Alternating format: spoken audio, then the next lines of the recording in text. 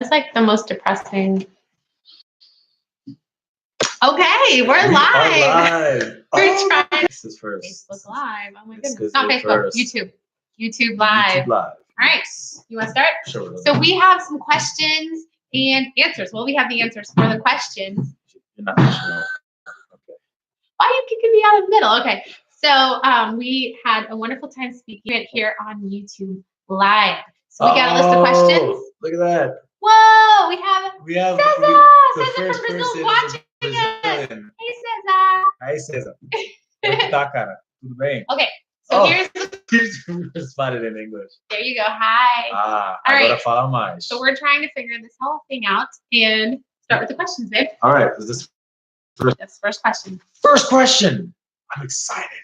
All right. How can we pray for your family?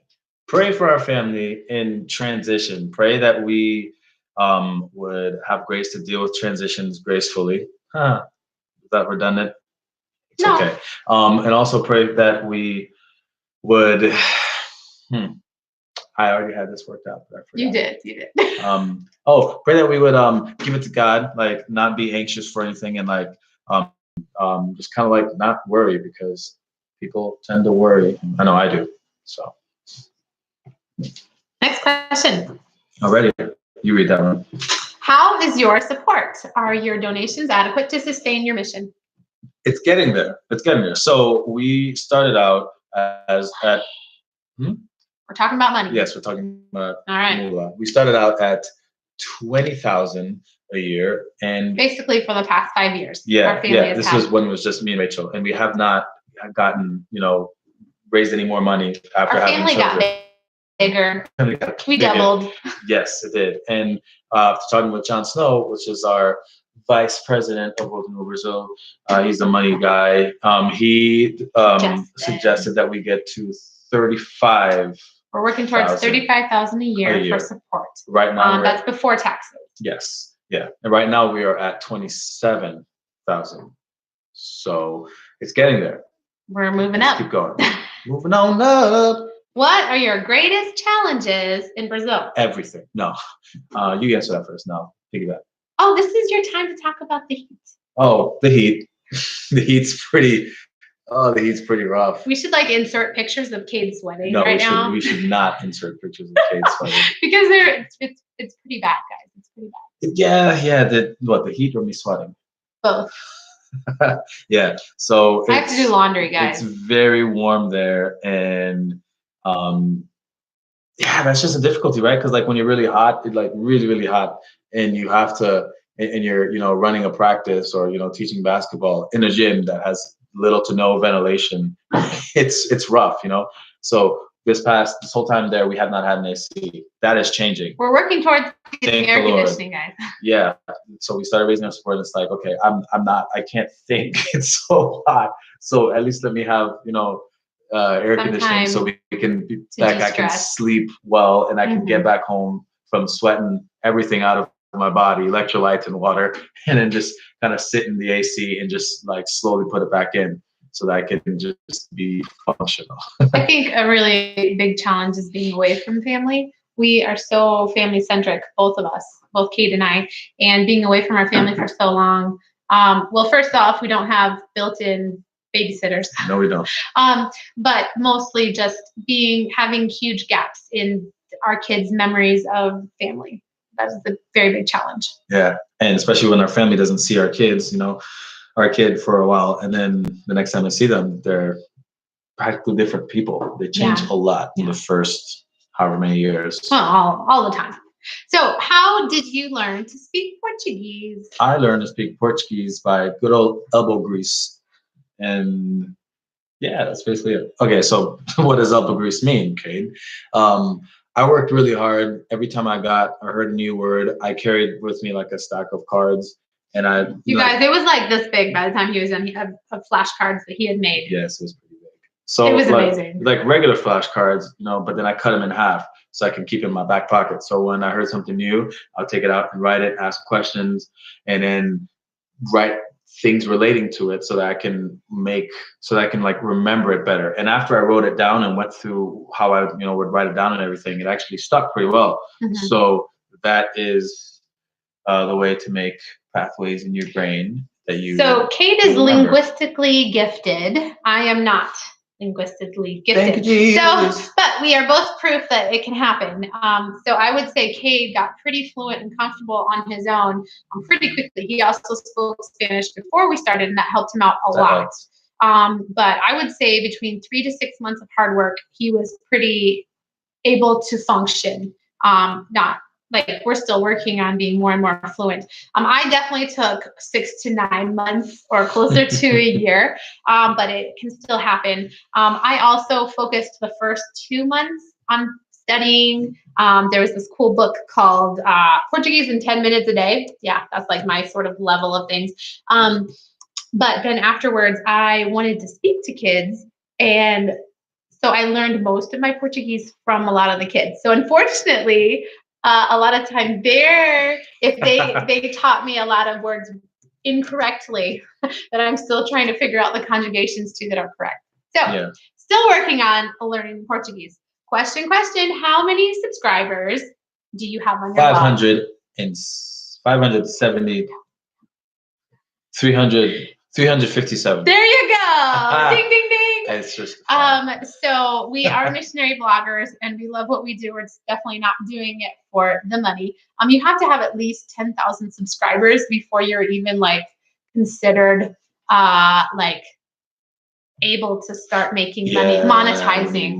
So it's we're not doing it for the money. We are missionary bloggers to connect and support connect and share missions. That is our official tagline. Sorry, I'm Felipe. How you doing, bro? He said he's getting like sidetracked by the This YouTube is really live. cool. This is the first YouTube live. Very, very cool. Hey Felipe. Saudades. So next question. I will answer it then. Is there a missions trip in place? Is there a missions to help the community? There's a mission trip in place. Shelbyville is coming down. Here we go. It's shaking. Don't shake. Okay, fine. Shelbyville is coming down to Brazil in July. We are so excited. Yeah. Coming trip to Shelbyville. They come down a lot. And it's really cool. They have a really good connection, really good relationship with one specific community, and that community's name is Caid. And it's really nice to see that connection. The partnerships between churches it's beautiful. It's beautiful to see how that's grown. It's what it's supposed to be, right? Because we're on the same team. We're brothers and sisters in Christ. We are. Amen. Even though we are separated by a lot of water, we're still in the same family. 5,000 kilometers. Take or leave a little. Yeah. So I feel like that's really cool. That's the way to go. So if you guys are coming down. It says, when is CCG coming for a missions trip? That's the next question. Well, I think you guys are coming down, but we hope next year. Yeah. So we do have a guest room. But as far as missions trips specifically, they all go through Steve Turner. Steve Turner is amazing. We have training videos. He is like the expert in knowing all kinds of different little things that you would never think of. That's really important to get you down there. All those details. He's been doing it for years. Yes. So definitely Steve Turner can do miracles and plan those missions trips. Hello. Hey guys. We're doing a live stream on YouTube. Oh no. So yeah, we love it when people come and visit us, like 1 or 2 people at a time, because then you can just stay at our house and have more of that kind of experience. So yes. No. No, she's a little shy. How can we involve the high schoolers? Ooh, okay. How can we involve the high schoolers? Well, TJ, we're looking at you. Looking at you, TJ. We can't wait to have you guys down. Right? Yes. So we are looking forward to hopefully having high schoolers come regularly and get to know us better. Also, I can put them to work.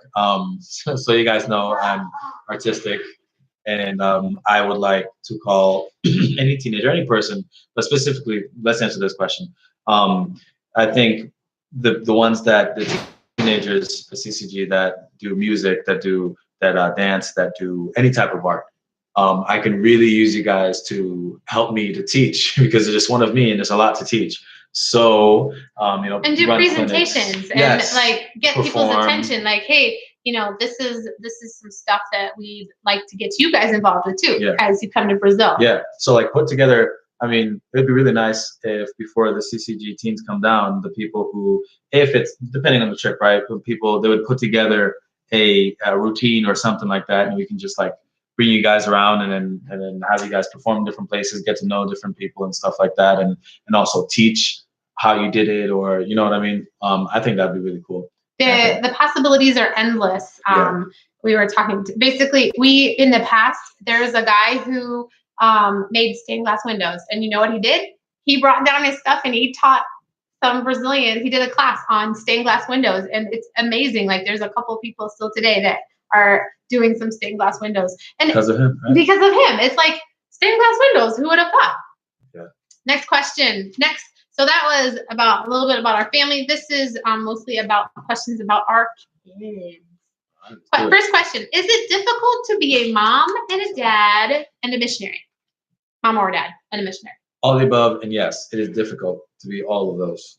Any of those. I think it's just hard to be a parent in general. So we have a 1-year-old and a 3-year-old. And we are just now starting to sleep through the night, and so grateful for it because it's been a long time coming. Mm-hmm. Yes, it is difficult. And we'll explain a little bit more as we go on. So next question is, where do your children go to school? Well, the 1-year-old doesn't. Yeah, but when we get back, she's gonna go to the international school. We call it international school. It's not really a ministry, but it's where it is a ministry. Well, okay, it's not really part of. It is part of the ministry. Well, what is it then? Okay, so we're still. It's technically sort of different because it's an international school. It's not a non-for-profit. Yes, it's not an official non-for-profit organization. But so at World Renewal, we're all about church planting. Everything goes back to church planting. But the seminary was located at a building, and the building actually didn't even have enough resources to continue. And we started the international school, and I was actually paying up for the upkeep of the building, as well as employing, I think, 45 people, a lot of different people, like doing different things and training the teachers to become even better as teachers. Unfortunately, we do such a great job training our teachers that then they go off to get amazing jobs in places, and we got to train some more. But anyways, this is the best school in the region, hands down.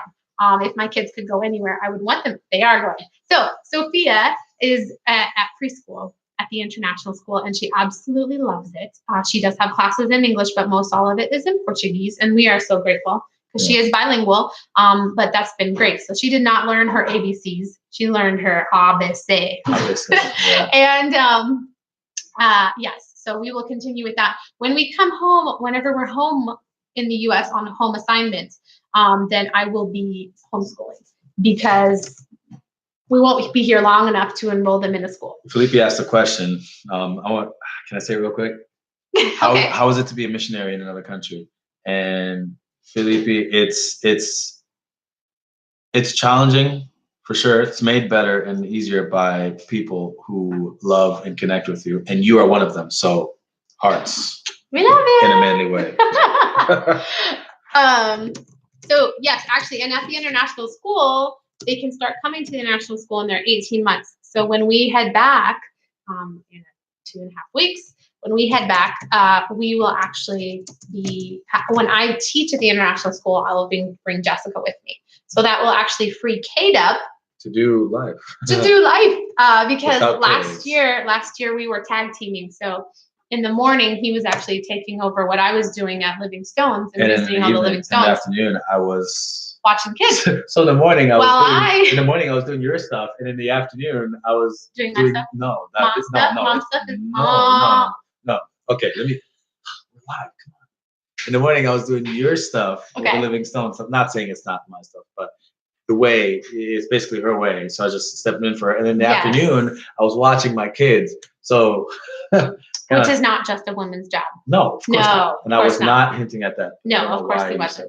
In the afternoon, I was teaching at the international school, so Caid was at home with the girls. So that's a lot of what happens last year, but now we're heading into sort of a different phase where I can go back in the morning to going to Living Stones and I in the can find afternoon. my calling. And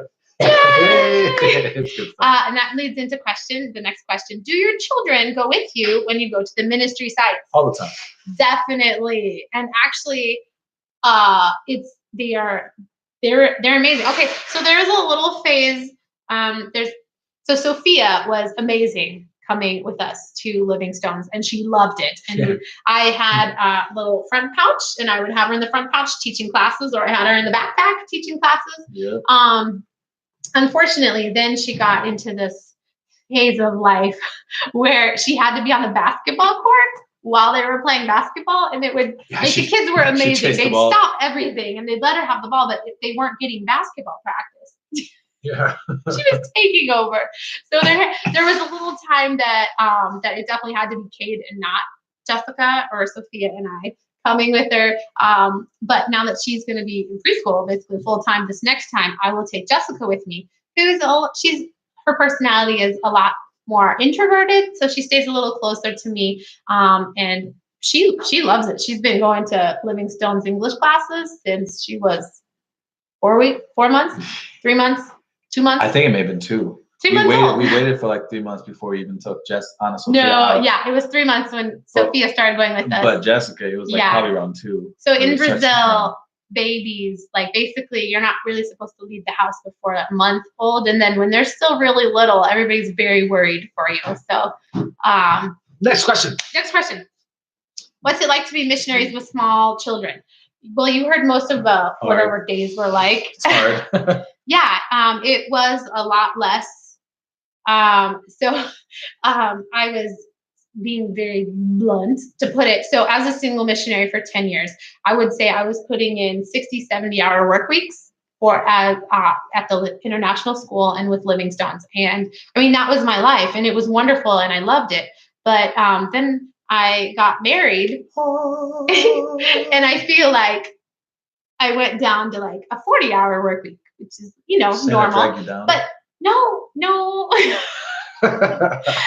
My productivity level changed, but I added your productivity level to me. So between us, then it was like 80 hours a week. And then we had children, and officially, so an official work week in Brazil is 44 hours, not 40 hours a week. Yeah. So we try to make sure to log 44 hours for Caid, and then I'm considered part-time because I'm a mom, so I do 22 hours. So together, we do 66 hours. So basically, there's some weeks where I have to do a lot more work with paperwork and stuff for Living Stones.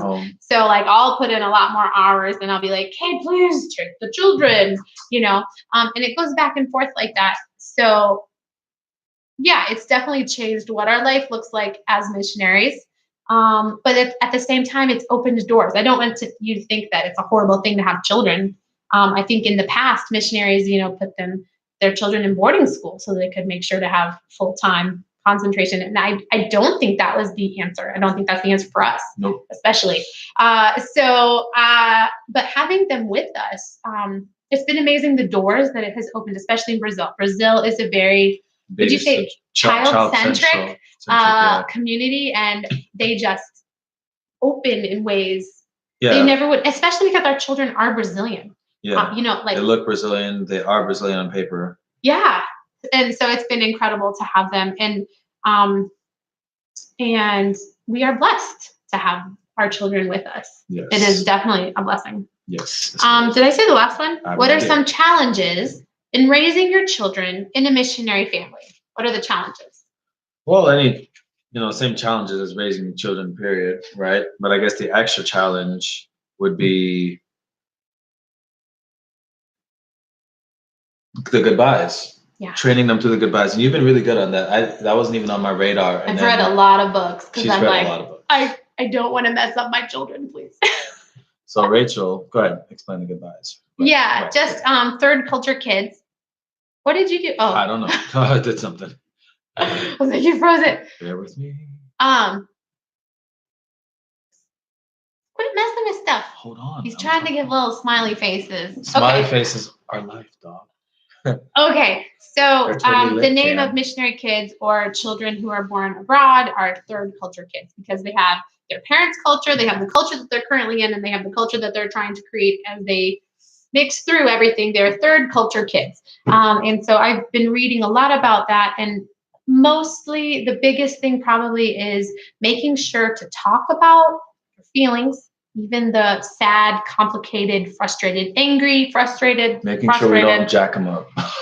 Yeah, but making sure that they feel open to talk about it and that you prepare them with talking. And so a lot of conversation. And so we've been working really hard on that. And I think there's going to be a time where they have to work through themselves and be like, okay, I had a different life than most everybody else I'm seeing. Am I okay with this? What do I need to work through this? Do I need to just talk to my mother and be like, why did you ruin my life? I hope that doesn't happen. I hope not. I hope we teach them yes. to not so there are people for challenges, but those are also their responsibilities here. So it's not just all on us. But we're praying, and this is our passion, and we know that as we are doing what God has called us to do, the way God has called us to do it, He'll work through the other things. God will make a way. So on to questions about living stones. My favorite subject. First question for living stones. Where does the $30 a month go in supporting of a child? What about the support for the rest of the family? Great question. I can answer a little bit of that. But then you can put the rest of that. It goes to not just like that one child, but it goes to the whole community. So you basically get the relationship between the child. You could write letters and different stuff like that and communicate, but the money, it goes to benefit that child and everyone else with that child. So it all comes together. So if each child is sponsored, it all comes. I listen. Yeah. I actually have a specific video just about this that I will put in the description below. Rachel, I don't know if we can do that. Oh, maybe. But I do have a video about child sponsorship and what all goes into that. Remember that World Renewal Brazil is about church planting. So we're always going back to church planting. It's about supporting and the local leaders in that church that are making a difference. So the money goes there. So that $30 specifically, 10% of that is administration costs. And that is you will find for every place, because it takes a lot of work to get the money from you into the hands of people all the way in Brazil in a different currency. Yes, it takes money to move money, and to take care of all of those details. That World Renewal International does an amazing job. So that's 10% of that. So take off the $3, the $27. We have about 1% or 2%, and we try to keep the cost as low as possible. That I use as the coordinator every year to do things like create little booklets and thank you letters and get different resources out to you guys so you know what's happening. So at the end of the year, I always do an annual report. So printing costs and different stuff. But it's very little. So basically 89% is going directly to Brazil in those communities. So that is salary, that is food, that is supplies for the program that the kids have. Yes. Next question. What does $20,000 buy in regards to a new building? So this is a question for in October. Who asked this question? Do you remember? Somebody at Community Church of Greenwood. I know, but did they put their name? Yeah. So Community Church of Greenwood, the Gathering Place is doing this amazing sports outreach in October 25th to 27th. Please come. I'm actually flying back into the country for this time. On our private jet. No. Caid petitioned our church to give us. No. Caid's going to be with the two girls all week by himself. By myself. And so, but yes, our goal is to raise $20,000. Now we will be giving you specific videos, what that looks like and why we have that money and what it will go to as we get closer to October. So I'm not answering that question yet. There you go. Don't touch that dial. Next question. The children that are chosen, is it volunteer basis, a first come, first serve? What ages? Where do they go or live at night? What type of schooling is provided for them? That is a lot of questions. That's a loaded question. My goodness. Thank you. All right. So how are the children chosen? For example, in Cajueiro Claro. I was going to say election. Never mind. In Cajueiro Claro, so there is a church, and then it's basically who comes to the church, who wants to come, who says we are interested in coming.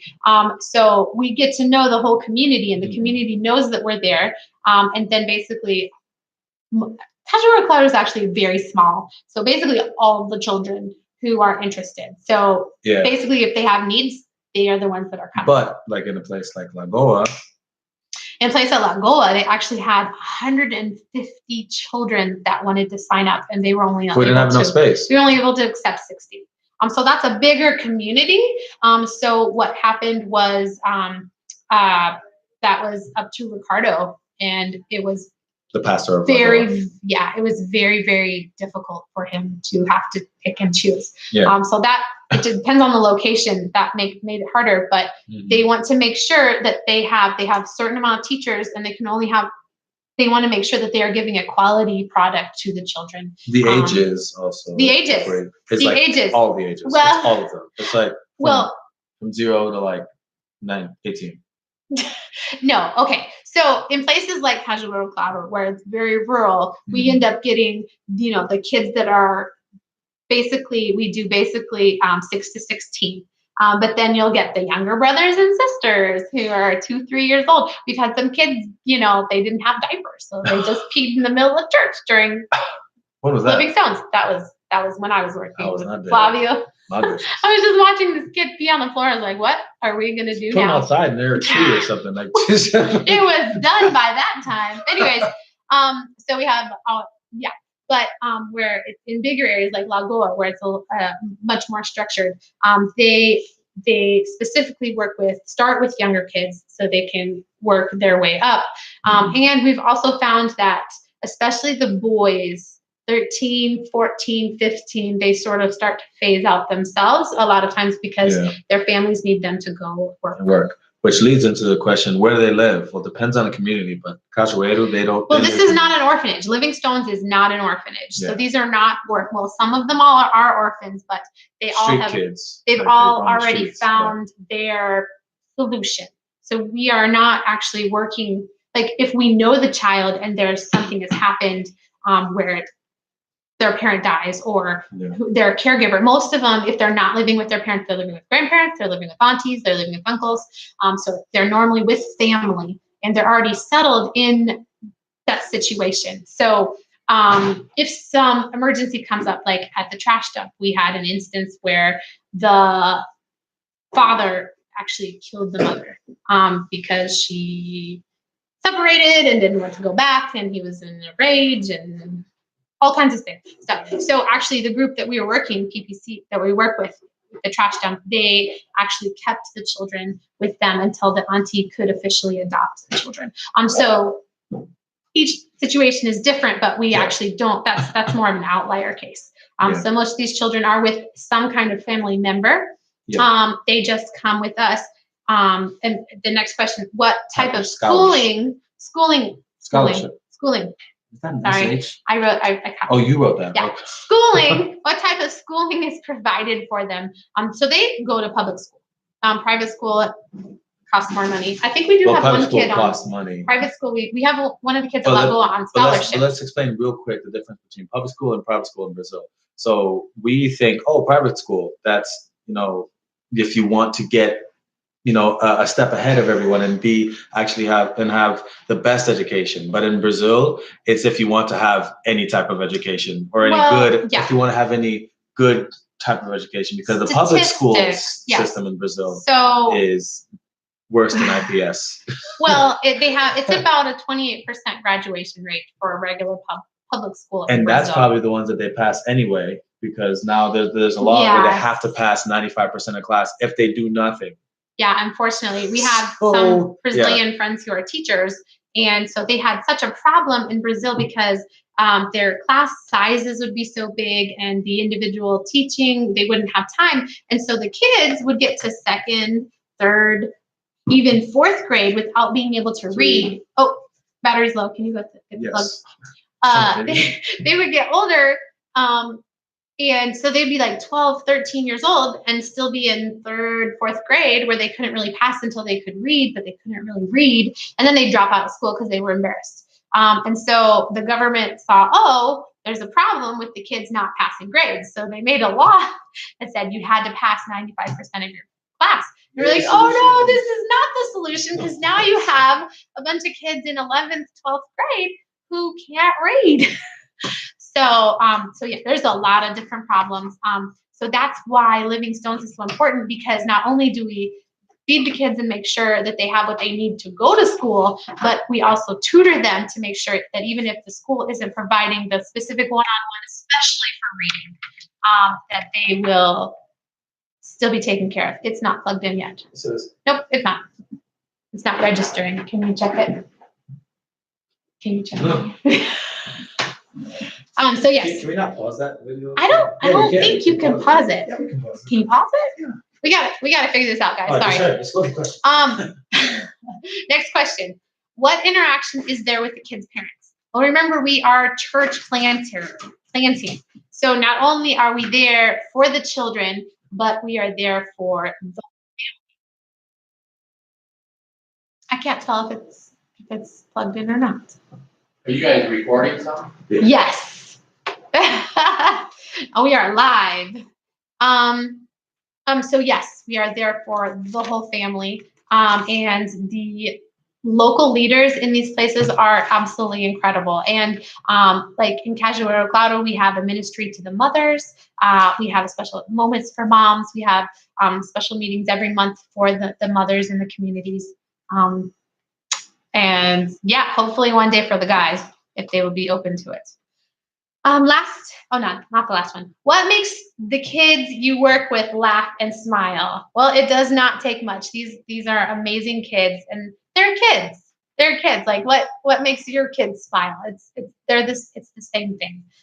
They are amazing children, and we love them. I think something that really makes them smile is when we celebrate their birthdays, which is one of the ministries that I think is so neat. We call it 10 for them.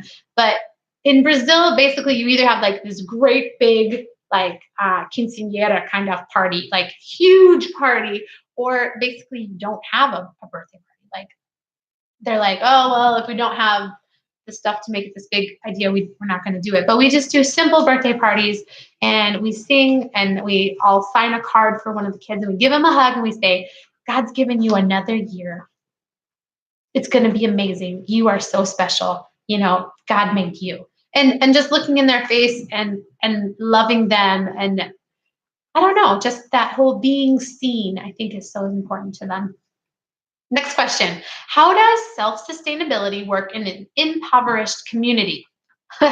Not very well, and not very easily. The problem is if you have a church that's all made, and everyone, even if you have a very established church, but everyone in the community is all about the same level of poverty, even if they're tithing, you're not having enough money tithe come in to even support the pastor, let alone support a program for the children. So that's why we we work with people outside of the local community that is often very impoverished, or businesses. In Lagoa and Guadalajara, there's more opportunity because you have a larger area of people that can that can then help and assist. But self-sustainability really is not going to come until we have worked with a whole generation of children that can hopefully then read and write and have the basic skills to be able to get better jobs, to be able to provide for their family, to break the cycle of poverty, to begin investing in their community. So we're in here for the long haul, guys, for self-sustainability, but it is our goal and we are working towards it. Next question. What is your favorite part of ministering to and loving Brazilian children? Oh, goodness. I think all of it. Like, what is my favorite part? You know what? The thing is, God just gave me a heart for the children in Brazil. It wasn't me. It's like, I don't know life without it. When I went to Brazil when I was 16, something happened and I couldn't get Brazil out of my heart. And especially the children. I've known since a young age, being a Christian, my goal was to love other people. Like that was my life goal, my calling. And as I got a little older, I knew my life calling was to love others, especially children. And as I was to love others, especially children who are at risk, especially because I have been given so much. I am freely giving back. And lastly, the last question. Here we go, guys. What hours a day do you have the kids? So the kids at Living Stones, they go to school, the public school, not only having many difficulties, but it's only 4.5 hours a day. So they either go to school in the morning or the afternoon. So the Living Stones program functions in the morning for the kids who go to school in the afternoon. So they would come to Living Stones in the morning, have tutoring, end with a meal or a snack, depending on the location, then go to school. And so they'd actually get more of a whole day. And then those kids who go to school in the morning would go to school in the morning, come, start with a meal or snack, and then have their tutoring time. So that's how it works for us. Thank you guys so much for the questions. Thank you guys for listening. I'm trying to read Flippy wrote. Anyways, this was a really cool experiment. Hope it went really well. 36 minutes. See, this is not a 5 minutes of Fergie. So Caid had, I don't know what happened. Caid's gone. All right. See you guys.